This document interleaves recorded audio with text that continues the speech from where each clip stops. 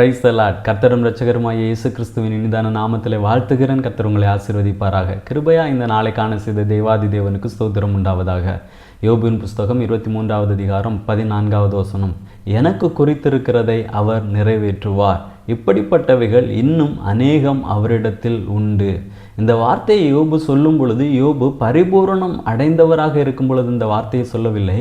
எல்லாவற்றையும் இழந்த ஒரு சூழ்நிலையிலே இருக்கும் பொழுது தான் இந்த வார்த்தையை சொல்லுகிறார். தன்னுடைய பிள்ளைகள், ஆஸ்திகள் எல்லாவற்றையும் இழந்து விட்டார். அப்படிப்பட்ட ஒரு சூழ்நிலையிலே தன்னுடைய நண்பர்களிடத்தில் யோபு சொல்லக்கூடிய வார்த்தை, எனக்கு குறித்திருக்கிறதை அவர் நிறைவேற்றுவார்.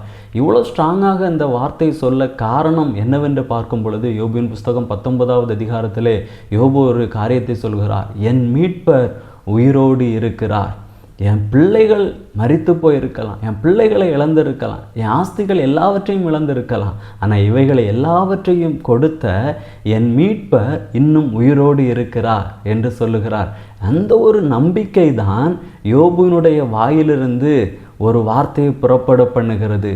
எனக்கு குறித்திருக்கிறதை அவர் நிறைவேற்றுவார்.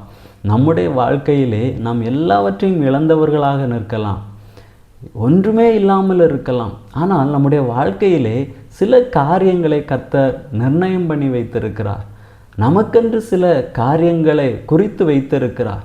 நமக்கென்று குறிக்கப்பட்டவைகள் நம்முடைய வாழ்க்கையிலே நிச்சயமாக நிறைவேறும். நம் வேதத்திலே மோசையை குறித்து பார்க்கும் பொழுது சங்கீதத்திலே மோசை சொல்லுகிறார், ஒரு மனுஷனுடைய ஆயுட்காலம் 70 வயது, பலத்தின் மிகுதியால் 80 வயது என்று.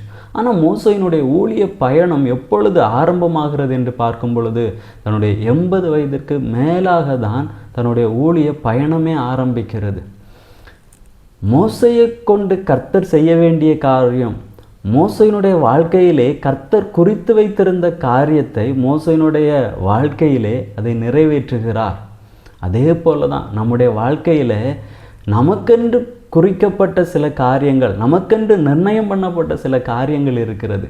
அது காலதாமதமானாலும் சரி, நிச்சயமாக நம்முடைய வாழ்க்கையிலே அந்த வார்த்தையை நிறைவேற்றுவார். நமக்கென்று குறிக்கப்பட்டிருக்கிறது, நமக்கென்று சொல்லப்பட்டிருக்கிற வார்த்தை நம்முடைய வாழ்க்கையிலே நிறைவேறும்.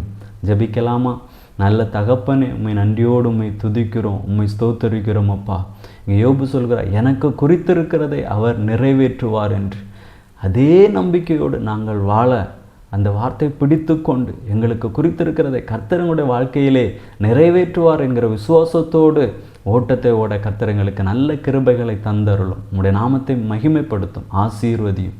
இயேசுவின் நாமத்தினால் ஜெபிக்கிறோம் நல்ல பிதாவே, ஆமேன். God bless you.